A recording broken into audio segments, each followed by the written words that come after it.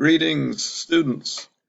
I've created this screencast to give you a little bit of additional context on Willa Cather and Sherwood Anderson. I selected this particular photo of Willa Cather because I think it helps us remember, or maybe notice for the first time, that she was a good bit older than some of the other modernists we've been looking at and that we'll look at later in this unit on modernist fiction. She was born in 1873, which means that at the beginning of World War I, she was already in her 40s. And as you'll see on the next slide, she really didn't start publishing novels until 1912. She had an entire career before she turned to writing as an editor. So she is a figure that is a little bit old school amongst the modernists. She's a little bit more mature.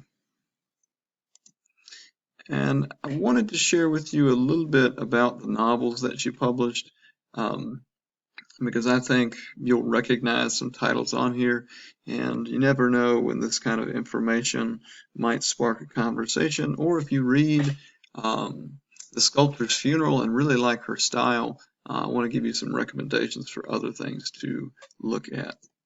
So her first novel is Alexander's Bridge, and I do not recommend it. She did not recommend it either. She was a little bit embarrassed by it later in her career. She really felt like it was, she needed to write it to learn a little bit about how to write, but she was much more proud of her later novels. And these three, O Pioneers in 1913, The Song of the Lark in 1915, and My Antonia in 1918, are the three novels for which she is most famous. They are referred to as the Prairie Trilogy because of their subject matter.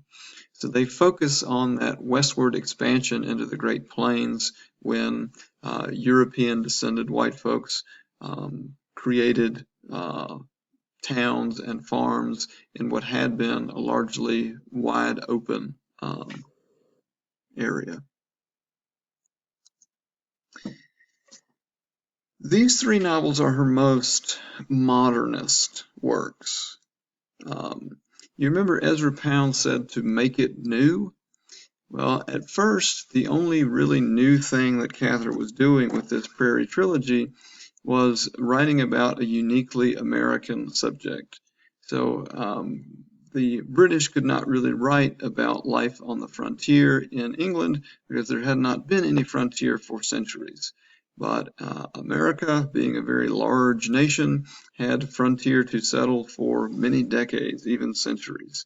So that made her a very American writer. And our old friend William Dean Howells celebrated Willa Cather because of her distinct Americanness. She was telling a story about America that, for the most part, had not been told yet. These novels are a little bit more modernist in their form and in their experimental approach. The Professor's House in particular has kind of a novel within a novel, and so during this part of her career, Cather is a little bit more experimental. Kind of a sad story. As Cather's career went on, she became less and less popular with critics. They felt like she did her best work with that Prairie Trilogy, and then it's almost like she went back in time as she continued to write, and so they were disappointed with her that she was not writing about the Great Depression or about some of the world political events that eventually led to World War II. Since her death, folks have reevaluated those critical attitudes that occurred during her own time, and Death Comes from the Archbishop there, published in 1927, is pretty universally regarded as a great classic novel today. There's an image of Sherwood Anderson, and you can see there that he was born 3 years after Cather. Cather, 1873, Sherwood Anderson, 1876. And just like Cather had a career before she became a novelist, Sherwood Anderson was a mail order salesman before he turned to writing full time. And his biography is kind of bizarre and interesting, I guess you would say. he was a family man. He had a wife and children, and then he had kind of a nervous breakdown and just walked away from that family to devote himself to his writing. And what did he write? Well, a couple of mediocre novels to start with. These did not make much of a splash. Folks don't talk about them very much today.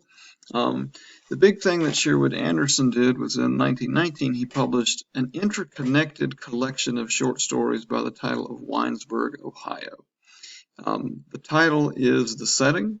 So the stories are about different people and they're told from different perspectives. There are some recurring characters, but they're all in this small community of Winesburg, Ohio. And this kind of collected, interconnected short story novel was a new form. And Sherwood Anderson was a huge influence on Ernest Hemingway, who we'll get to next week. And some of what Hemingway did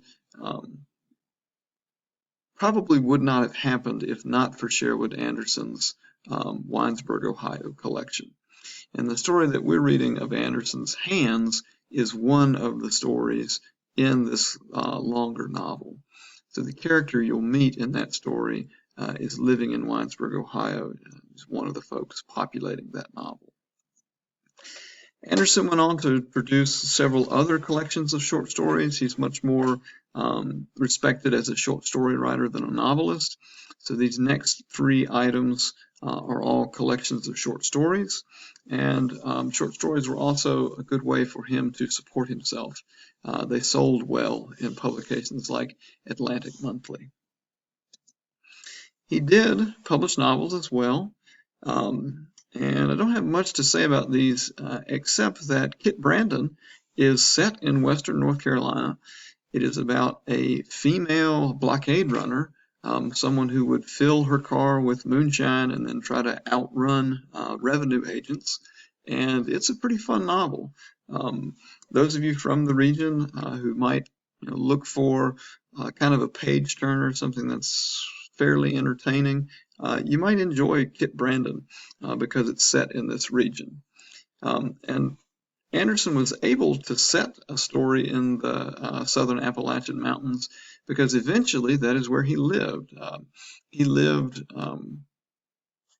out his life in Marion, Virginia, which is also in the Blue Ridge Mountains, until he died tragically after accidentally swallowing a toothpick. The toothpick punctured one of his intestines, and his intestines became infected, and it eventually led to his death. He was on a cruise. Some say he was enjoying a martini and accidentally swallowed the toothpick, and it led to his death. Probably the most unfortunate but memorable way to die I have ever heard of. So that's Sherwood Anderson. There are more slides on this PowerPoint presentation, but I'd rather keep the video short, so I'll stop here for today.